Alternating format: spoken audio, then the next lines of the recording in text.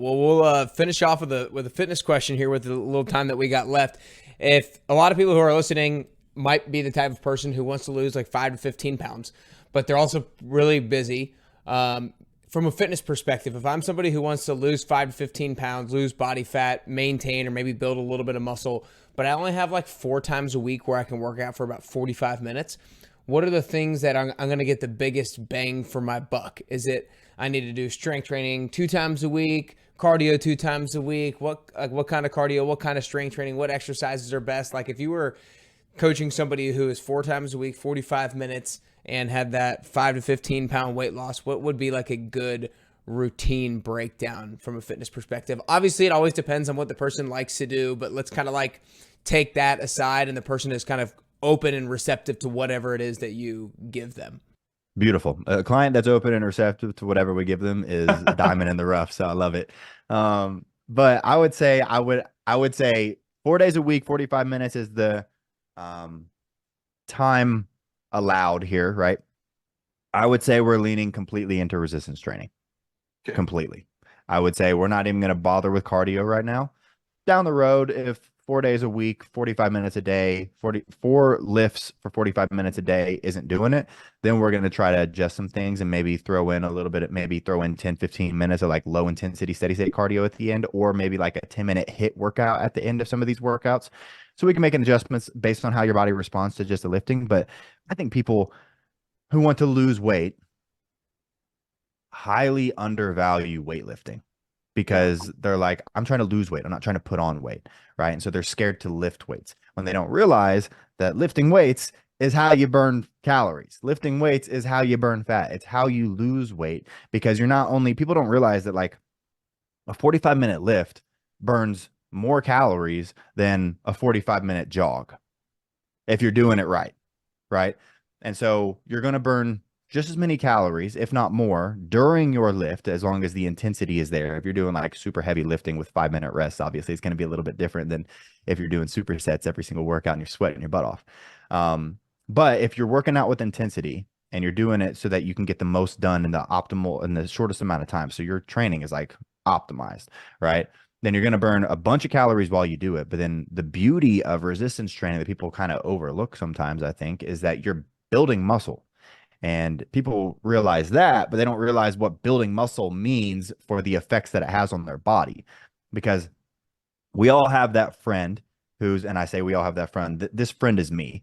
We all have that friend who is in good shape and sometimes seemingly just eats whatever they want, right? They have ice cream and they have pizza and they have burgers and they have all these foods. And people are like, how do you eat all of this? And you are in great shape. Well, the reason why is, well, first off, I work my butt off at the gym.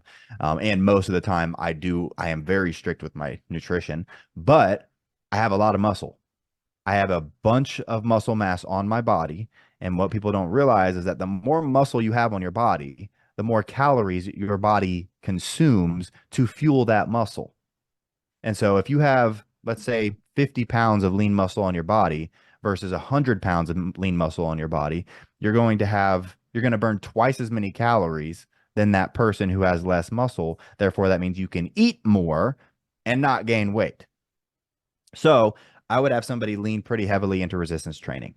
And I would probably go, if it's a 4-day thing, I would say we'd probably go upper body first, lower body second, or sorry, full body first, lower body second, upper body third, and then finish with full body again. And then probably depending on what their life looks like and what days are best for them, I would probably want like a 2-day rest between those two full body workouts on each side, just so that they can recover from those workouts.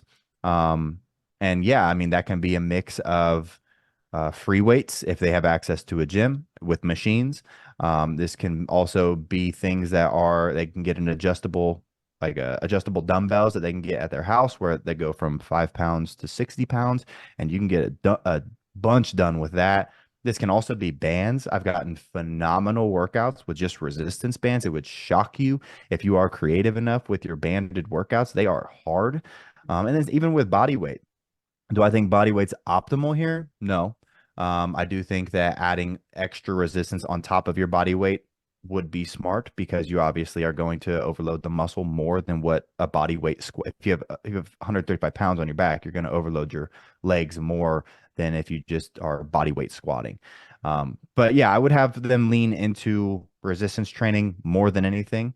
I think the you get the most bang for your buck when it comes to resistance training. And then, like I said, if their body um, isn't responding like we hoped it would, or they're putting on muscle, but they're not really cutting fat. First off, we need to look at their diet because most of that 10, 15 pounds that they want to lose is going to come from nutrition, right? You only burn 15% of your daily calories from working out, if that.